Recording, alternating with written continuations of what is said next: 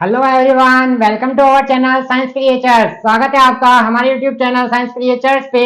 हमारी chemical kinetics की series चल रही है, जहां हम आपके लिए बहुत इंपॉर्टेंट बोर्ड्स का एक टॉपिक लेकर आ रहे हैं, जहां से डेरिवेशन आपका कंफर्म रहता है। ये तो आपको पढ़ना ही पड़ेगा और ये हमेशा हर साल रिपीट होता है। एक मान लेना इस चैप्टर में से अगर सवाल आता है तो यह एक फिक्स क्वेश्चन के रूप में आपको आपके क्वेश्चन पेपर में मिल जाएगा। लेकिन सबसे पहले आपको चैनल को सब्सक्राइब करना है और उसको अधिक से अधिक शेयर करना है, ठीक है। आइए सेशन को चालू करते हैं और चीजों को समझने की कोशिश करते हैं, ठीक है। तो आज का हमारा टॉपिक है integrated rate equation for first order reaction. प्रथम कोटि अभिक्रिया के लिए समाकलित वेग समीकरण।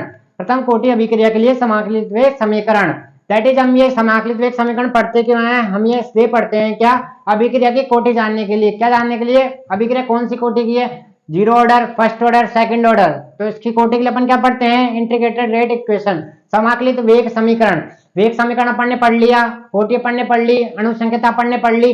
आज अपन टॉपिक पढ़ेंगे प्रथम कोटि अभिक्रिया के लिए समाकलित वेग समीकरण। तो आइए सेशन को चालू करते हैं, हर पॉइंट को आपको समझाते हैं। और आइए तो लिखते हैं पहला। देखो सबसे पहले आपको ये चीज समझनी है क्या? देखो कोई रिएक्शन है, ए टेंस टू बी, अभिकारक ए जो उत्पाद बना रहा है बी।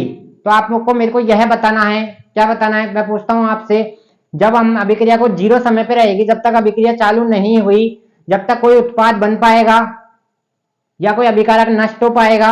आप कहेंगे नहीं, जब तक अभिक्रिया चालू नहीं हुई है, जब तक जितना अभिकारक है उतना ही अभिकारक रहेगा, उत्पाद तो बना नहीं, तो उत्पाद जीरो रहेगा। जैसे जैसे हम अभिक्रिया का समय इंक्रीज करते हैं, अर्थात अभिक्रिया को क्या करते हैं? चालू करते हैं, वैसे वैसे अभिकारक होता है उसकी सांद्रता में क्या आती है? कमी आती है।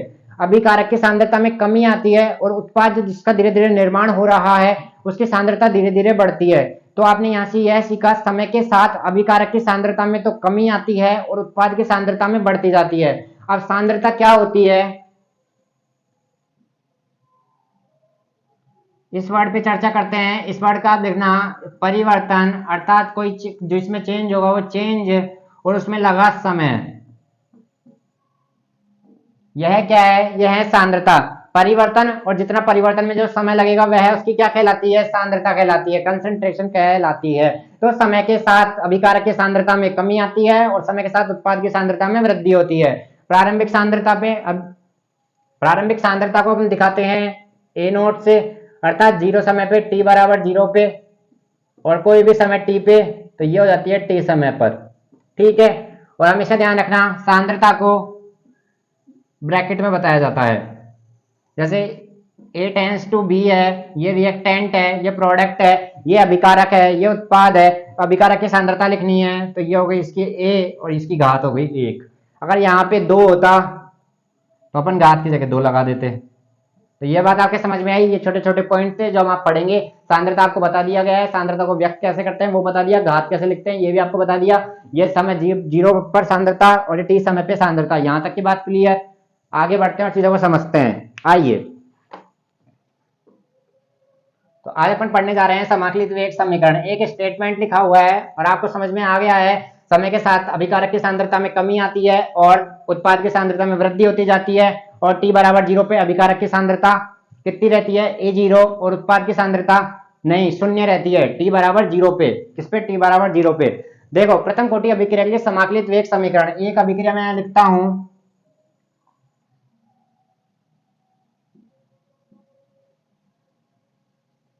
प्रोडक्ट। पहले इसका स्टेटमेंट पढ़ते हैं, ये क्या कह रहा है?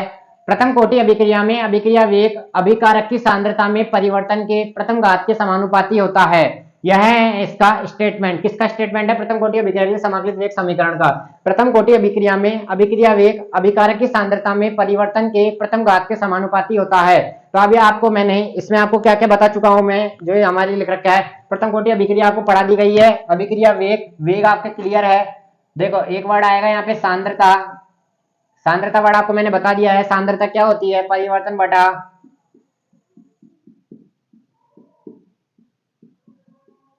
लगा समय।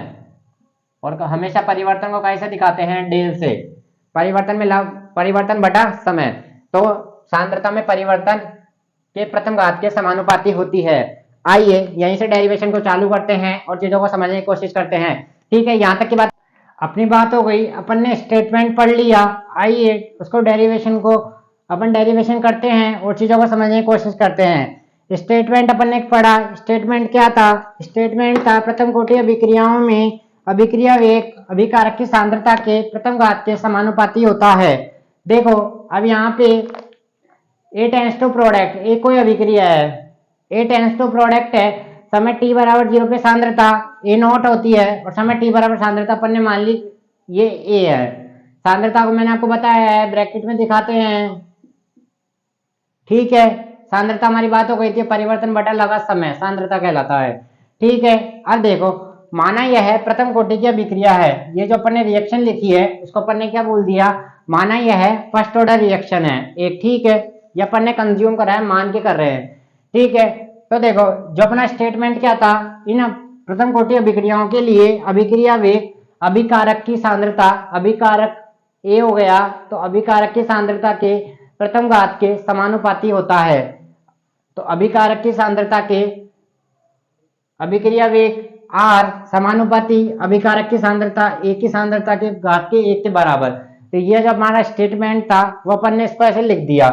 तो आर बराबर के ए की पावर 1 का ए, यहां तक ये बात क्लियर, ए की पावर ए का 1। तो यह दोनों समीकरण है जो आर वाली, तो यह दोनों हमको क्या दिखा रही है, यह हमको बताती है क्या, रेट। क्या बताती है? रेट, अर्थात दर बताती है।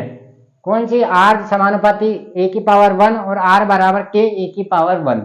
ठीक है, यहां तक की बात क्लियर? जल्दी बताइए, यहां तक की बात क्लियर? आइए देखो, लेकिन दर क्या होता है? परिवर्तन, और परिवर्तन में लगा समय किसको रिप्रेजेंट करता है? दर को रिप्रेजेंट करता है।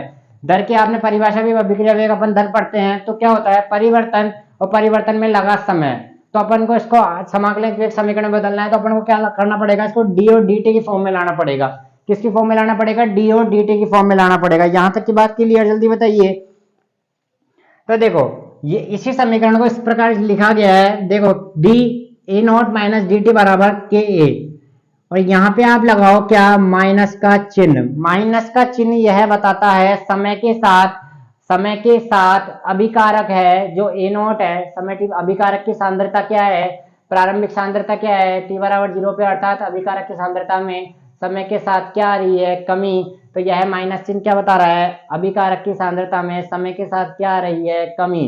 तो हर चीज का आपको मतलब पता रहना चाहिए। समय के साथ सांद्रता में कमी बराबर के ए। यहाँ तक की बात क्लियर?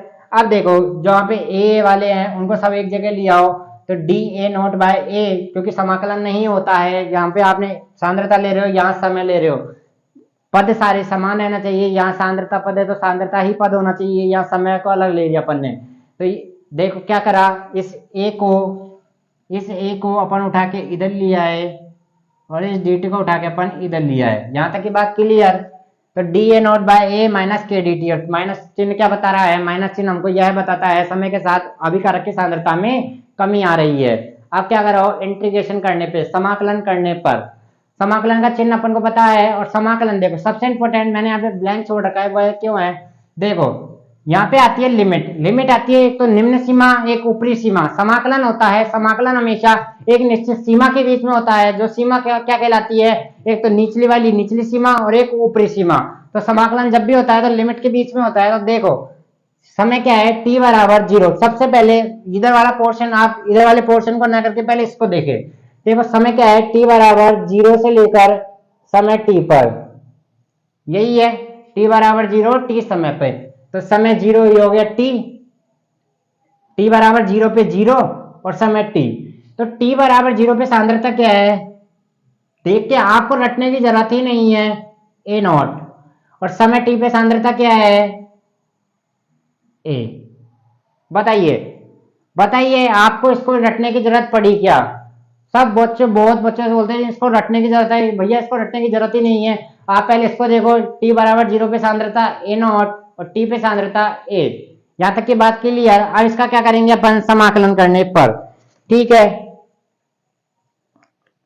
अब यहाँ पे क्या है? ए नॉट प्रारंभिक सांद्रता, ए अंतिम सांद्रता, t समय है, और k क्या है? कांस्टेंट है।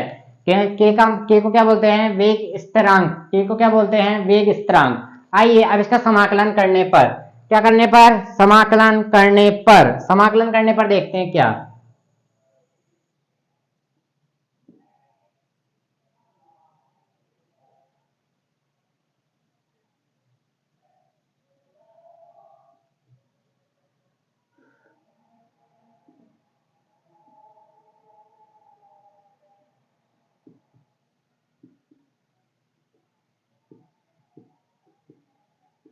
माइनस के टी, ये हो गया इसका समाकलन करने पर, डी टी का समाकलन टी, और इसका समाकलन हो गया log N L N A zero minus A T, upper limit minus lower limit, lower limit minus lower limit and upper limit, minus नहीं, एक मैं आपको स्टेप आगे बता दिया। अब देखो, और यहाँ पे क्या आ जाता है, ये क्या हो जाता है सी, तो सी यहाँ पे क्या हो गया, यहाँ पे हो गया सी समाकलन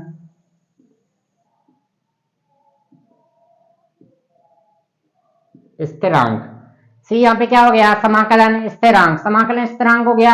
अब अपन क्या निकालेंगे, इस सी का मान निकालेंगे। इस सी का मान कैसे आएगा, टी बराबर 0 पे प्रारंभिक सांद्रता और अंतिम सांद्रता क्या होती है, बराबर होती है। टी बराबर 0 पे प्रारंभिक सांद्रता भी वही और अंतिम सांद्रता भी वही, तो टी बराबर 0 पे concentration of A is equal to concentration of A naught, अभिकारक की सांद्रता और उत्पाद की सांद्रता क्या होती है, बराबर। तो देखो यह समीकरण, आप इसको मान दो समीकरण नंबर 1, ठीक है। तो यह मान समीकरण 1 में रखने पर, ये वाला मान समीकरण 1 में रखने पर, तो आपने रखा एल एन ए रख दिया, सेम का सेम आपने उतार दिया इसको, और माइनस के टी बराबर 0, तो ये वाला पूरा क्या हो गया, ये वाला पूरा क्या हो गया, ये वो हो गया पूरा 0 प्लस सी, तो सी बराबर क्या है, minus L N A naught, A naught क्या है, अभिकारक की प्रारंभिक सांद्रता, और समय के साथ सांद्रता में क्या आ रही है, कमी आ रही है। यहां तक की बात क्लियर। ये आ गया हमारे पास सी का मान, समीकरण नंबर 2। समीकरण 2 से मान समीकरण 1 में रखने पर, समीकरण 2 से मान समीकरण 1 में रखने पर, तो ये आ गया माइनस के टी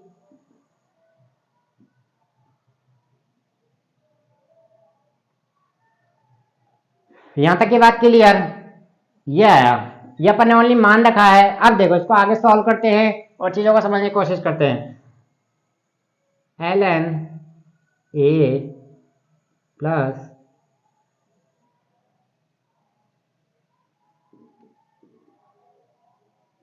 के टी, यहां तक की बात क्लियर, जल्दी बताइए, यहां तक की बात क्लियर। कुछ नहीं करा, इसको उठा के उधर ले गए, इसको उठा के उधर ले गए। अब इस माइनस को भी अपन को इधर लाना पड़ेगा, अपन ने इस माइनस को इधर लाया है, इस माइनस को भी अपन को उठा के क्या करना है, इधर लाना है। अब इधर लाने के लिए देखते हैं क्या करते हैं इसको,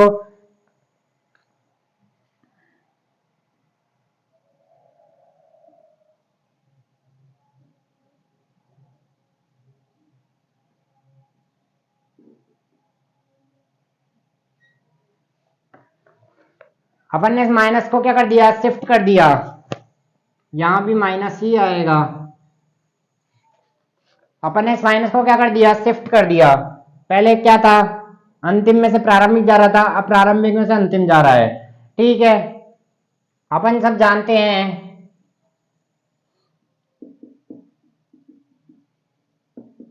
लॉग ए माइनस बी बराबर लॉग ए अपॉन बी, ये अपन सब जानते हैं। तो अपन इसको लिख दो L N A naught by A बराबर के टी, ये होता है एंटी लॉग की फॉर्म में। इसको लॉग की अपन पढ़ते क्या है, अपन पढ़ते हैं 10 की पावर बेस में, तो उसको अपन को क्या करना पड़ेगा, चेंज करना पड़ेगा लॉग में, काय में चेंज करना पड़ेगा, लॉग में चेंज करना पड़ेगा। यहां तक की बात क्लियर, जल्दी बताइए, यहां तक की बात क्लियर है ना, यहां तक की बात क्लियर, यहां तक की बात क्लियर। आइए तो अब अपन को क्या करना है, अपना समीकरण का मान आ जाएगा, अपन इसमें मान रख देंगे और अपना प्रथम कोटि का वेग समीकरण आ जाएगा। लेकिन उससे पहले एक चीज समझने की कोशिश करते हैं, आइए।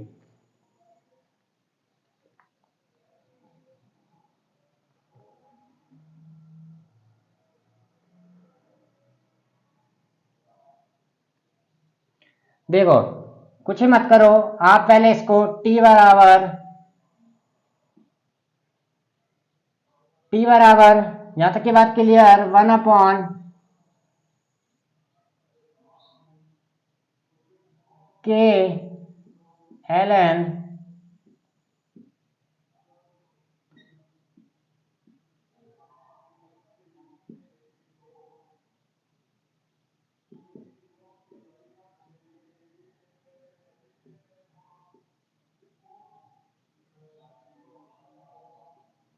ये आ गया आपका समीकरण। अब आपको कुछ भी नहीं करना, पहले वाले समीकरण को उठाना है 1/k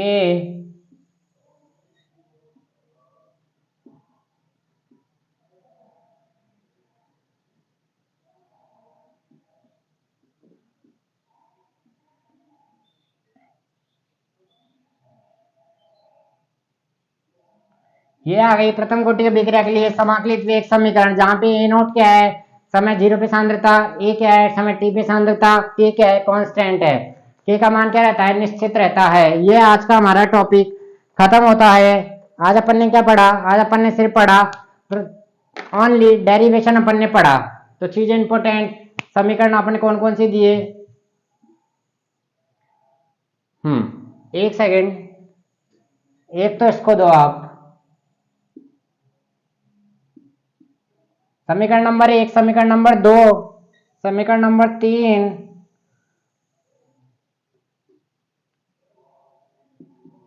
समीकरण नंबर 4, 5, 6, 7। तो आज का सेशन आपको कैसा लगा हमें बताएं। कल आपसे ज्यादा मिलते हैं, कल अपन इसके ग्राफ और इसका टी हाफ अर्ध आयु काल निकालेंगे और अच्छी तरह चीजों को समझने की कोशिश करते हैं। कल मिलते हैं नई वीडियो के साथ, जब तक हमारे प्रीवियस वीडियो देखते रहिए। थैंक यू, धन्यवाद।